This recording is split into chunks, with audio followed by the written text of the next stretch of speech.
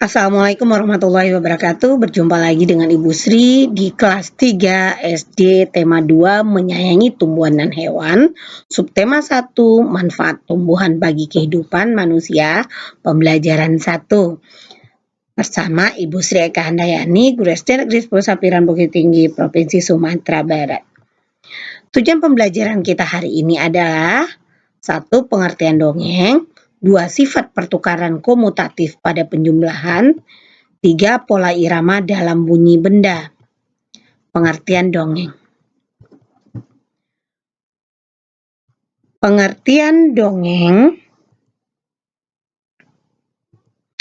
Dongeng merupakan cerita khayalan. Dongeng umumnya bercerita tentang kehidupan pada zaman dahulu. Dongeng biasanya berisi pesan atau amanah. Tokoh yang ada di dalam dongeng biasanya manusia, hewan, dan tumbuhan. Dongeng juga memiliki alur cerita yang sederhana. Alur adalah rangkaian peristiwa dalam cerita. Biasanya di dalam dongeng terdapat pesan yang disampaikan atau sering juga kita sebut dengan amanat. Contoh dongeng yang terkenal di Indonesia seperti Lutung Kasarung, Bawang Merah Bawang Putih, serta Malin Kundang. Itu adalah contoh dongeng ya anak-anak. Sekarang ada dongeng kisah bunga mawar dan pohon bambu. Mau dengar ceritanya? Ayo kita dengar bersama-sama. Di sebuah taman terdapat taman bunga mawar yang sedang berbunga. Mawar-mawar itu mengeluarkan aroma yang sangat harum. Dengan warna-warni yang cantik, banyak orang yang berhenti untuk memuji sang mawar. Tidak sedikit pengunjung taman meluangkan waktu untuk berfoto di depan atau di samping tanaman mawar. Bunga mawar memang memiliki daya tarik yang menawan. Semua orang suka mawar. Itulah salah satu lambang cinta. Sementara itu, di sisi lain tanaman, ada sekelompok pohon bambu yang tampak membosankan. Dari hari ke hari, bentuk pohon bambu yang begitu-begitu saja. Tidak ada bunga yang mekar atau aroma yang wangi yang disukai banyak orang. Tidak ada bunga yang mekar atau aroma yang wangi yang disukai banyak orang. Tidak ada orang yang memuji pohon bambu. Tidak ada orang yang mau berfoto di samping pohon bambu. Maka tak heran jika pohon bambu selalu cemburu saat melihat tanaman mawar dikerumuni oleh banyak orang.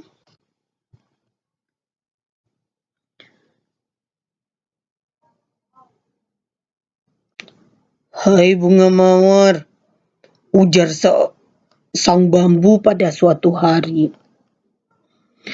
Tahukah kamu, aku selalu ingin sepertimu, berbunga dengan indah, memiliki aroma harum, selalu dipuji cantik, dan menjadi saksi cinta manusia yang indah.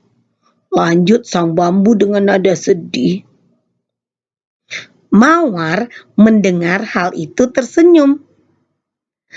Terima kasih atas pujian dan kejujuranmu, bambu, ujarnya. Tahukah kamu, apakah kamu sebenarnya iri denganmu? Tahukah anak-anak ibu, apakah bambu itu iri dengan bunga mawar? Sang bambu heran. Dia tidak tahu apa yang buat mawar iri dengan dirinya. Kenapa ya mawar bisa iri dengan pohon bambu? Sedangkan mawar selalu dipuji orang. Bunga mawar ini selalu orang mau berfoto dengannya.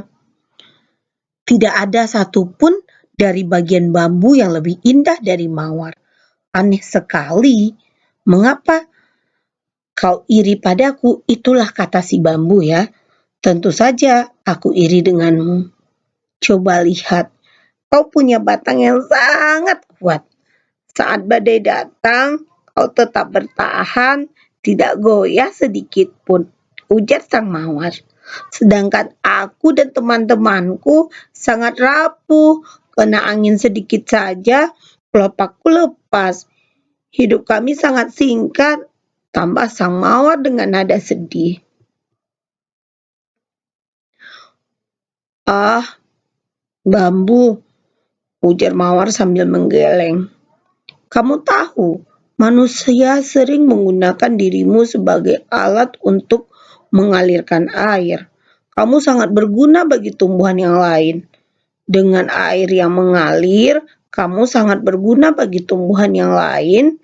Dengan air yang mengalir pada tubuhmu, kamu menghidupkan banyak tanaman. Lanjut sang mawar. Aku jadi heran dengan manfaat sebesar itu. Seharusnya kamu bahagia, bukan iri padaku, kata si mawar pada bambu. Jadi mawar berkata, jangan iri pada dia karena manfaat si bambu itu sangat besar daripada dirinya. Bambu mengangguk-angguk. Dia baru sadar selama ini dia telah bermanfaat untuk tanaman lain. Walaupun pujian itu lebih sering ditunjukkan untuk bunga mawar. Sesungguhnya bambu juga memiliki manfaat yang tidak kalah daripada bunga mawar itu. Sejak percakapan dengan mawar, sang bambu tidak lagi merenungi nasibnya. Dia senang mengetahui kekuatan dan manfaat yang bisa dia berikan untuk makhluk lain. Daripada menghabiskan tenaga dengan iri pada orang lain, lebih baik bersyukur atas kemampuan diri sendiri, apalagi jika berguna bagi orang lain. Jadi anak-anak ibu, dari cerita bunga mawar dan pohon bambu, di sini kita melihat tokohnya ada siapa? Ada bunga mawar dan ada pohon bambu. Alurnya di mana? Di taman. Bagaimana tempatnya di mana? Di taman. Alur ceritanya bagaimana?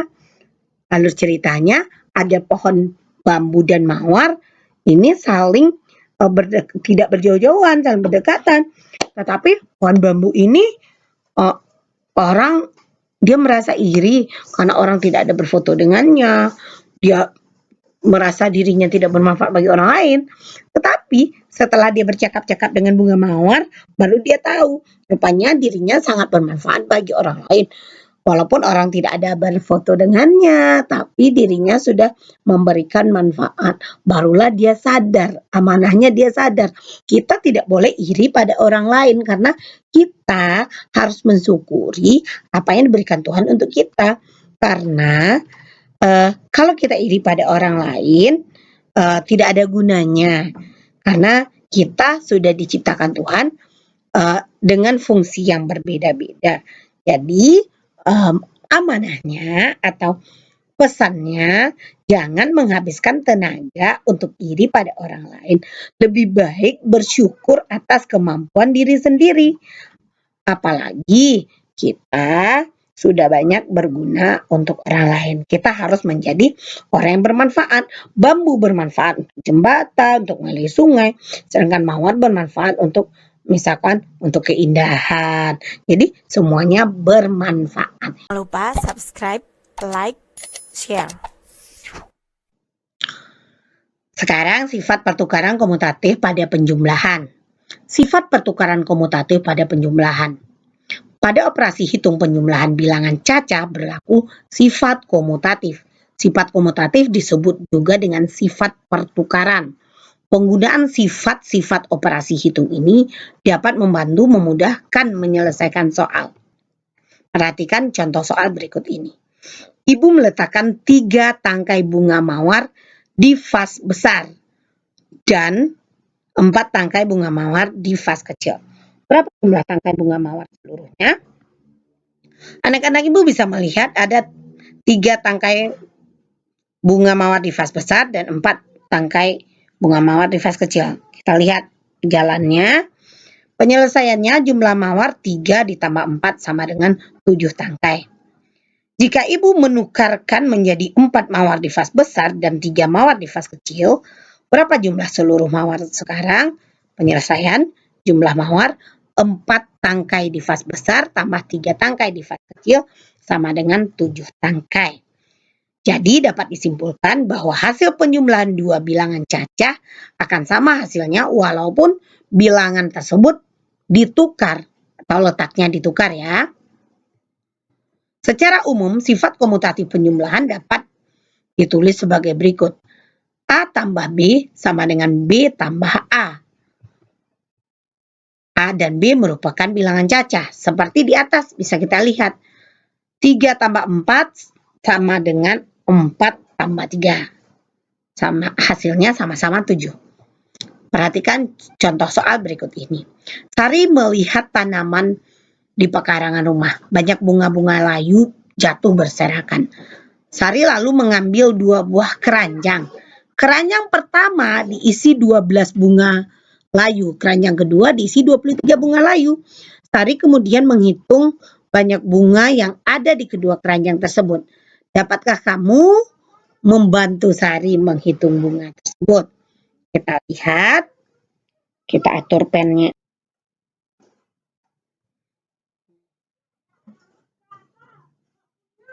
Ada 12 tambah 23 sama dengan 2 tambah 3 sama dengan 5, 1 tambah 2 sama dengan 3, berarti 35. Berarti jumlah bunga yang layu ini adalah 35. Kita lihat, berarti kita sudah bisa membuktikan 12 tambah 23 sama dengan 35. Sari mengubah letak keranjang pertama dan keranjang kedua. Kemudian dia menuliskan penjumlahan berdasarkan pertukaran. Bagaimana anak-anak? Dia ditukarnya. Kita anggap ini A tambah B. Berarti 12 tambah 23. Berarti B-nya lagi ke depan. Berarti 23 ditambah 12 sama dengan 35. Pertukaran letak bilangan pada penjumlahan tidak akan mengurangi hasil penjumlahan. Hasilnya akan tetap sama. Seperti contoh di atas, dipindahkan, letaknya tetap sama. Sekarang anak-anak ibu bisa melihat yang Bu Sri tulis. 12 tambah 23 sama dengan 35. 23 tambah 12 sama dengan 35. Sekarang, seperti pertukaran atau sifat komutatif A tambah B sama dengan B tambah A. Kita lihat di sini, 12 tambah 23 sama dengan 23 tambah 12. Hasilnya sama. Itu namanya pertukaran. Hasil tidak akan berubah. Hasil tetap, cuma letak yang berubah. A tambah B sama dengan B tambah A. 12 tambah 23 sama dengan 23 tambah 12. Sekarang pola irama dalam bunyi benda. Anak-anak ibu, kita bisa melihat pola irama. Pola irama dalam bunyi benda, bunyi dapat berasal dari berbagai benda di sekitar. Bunyi benda tergantung pada benda yang bersentuhan. Ada benda yang berbunyi saat digunakan, misalnya kereta dorong dan mesin tik. Bunyi dapat juga dihasilkan dari anggota tubuh, misalkan ketika bersiul, ketika berteriak, ketika bertepuk tangan. Bunyi yang dihasilkan dapat berupa bunyi panjang dan bunyi pendek. Bunyi ini bisa berulang untuk menghasilkan bunyi yang indah. Berulang-ulang. Pola bunyi yang berulang-ulang akan membentuk irama. Pola irama dari berbagai bunyi dapat digabungkan menjadi musik. Sekarang anak-anak ibu lihat. Lonceng, dipukul-pukul, digoyang-goyang akan teng-teng-teng. Kita bisa juga menokok palu. Kita juga bisa menokok atau kita mengetik tik-tik-tik juga akan berbunyi. Ibu, kita dapat membunyikan benda-benda dengan cara apa saja? Pertama, mengetuk kepalan tangan ke meja. Kita misalkan ada meja, kita ketuk, akan berbunyi. Atau mengetuk jari kita ke meja, nih, akan berbunyi. Mengetuk 2 buah pensil atau pena, kita ketuk gini, akan berbunyi. Atau kita akan memukul bagian bawah ember, kalau ada ember, kita pukul bagian bawahnya, juga akan berbunyi. Jadi anak-anak ibu, kita akan bisa membunyikan teng teng teng, tok tok tok, tik tik tik, duk duk duk. Kan sering kita dengar kalau misalkan beduk bisa ada bunyinya yang berbunyi tok tok tok, teng teng teng, tak tak tak, tik tik tik, duk duk duk. Berbagai macam bunyi yang bisa kita dengarkan. Itu anak ibu bisa pola irama dari berbagai bunyi akan digabungkan menjadi musik. Anak-anak ibu harus paham pola irama dalam bunyi dan benda. Sekian, terima kasih anak-anak ibu, sampai jumpa di PB2. Jangan lupa kerjakan soal-soal di PB1. Assalamualaikum warahmatullahi wabarakatuh. Jangan lupa subscribe, like, share.